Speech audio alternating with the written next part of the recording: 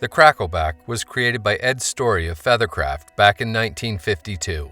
It's an incredibly versatile pattern that can be fished as either a wet or a dry fly and can be tied over a wide range of sizes and colors.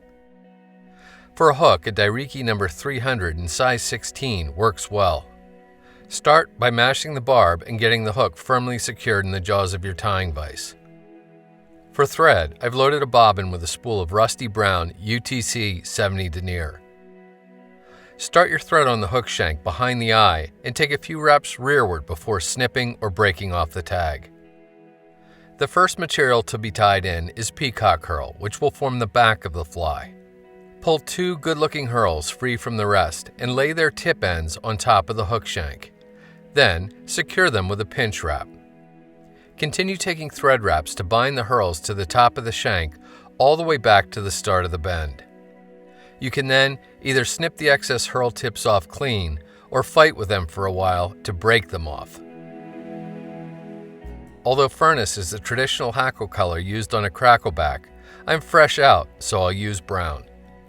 It's always a good idea to measure the hackle feather prior to plucking. Once you're satisfied with the barbule length, pull the feather free from the skin. Prep the feather by stripping off the lower fuzzy fibers and leaving about 1/8 of an inch of bare stem. Orient the feather so the dull or backside is facing you. Give your bobbin a counterclockwise spin so the thread will jump rearward during the first wrap.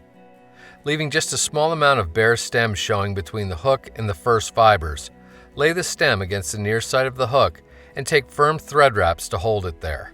Continue binding the stem up the shank.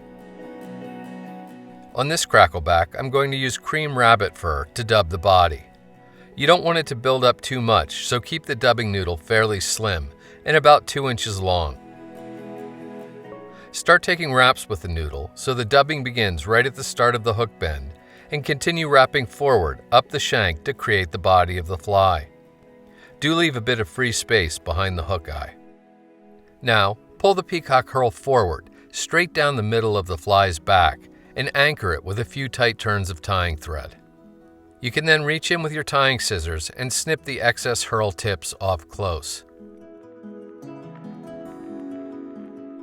Get hold of the hackle feather with hackle pliers and start taking open spiral wraps.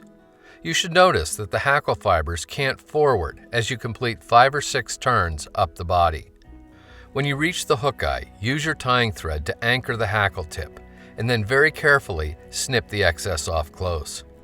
Oftentimes, when the hackles wrap like this, you end up with a few fibers covering the hook eye, but they should be fairly easy to snip away at this point.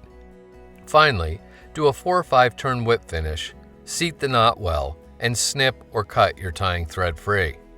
And that's the crackleback. I've heard of anglers fishing this fly almost exclusively for years on end and consistently doing well.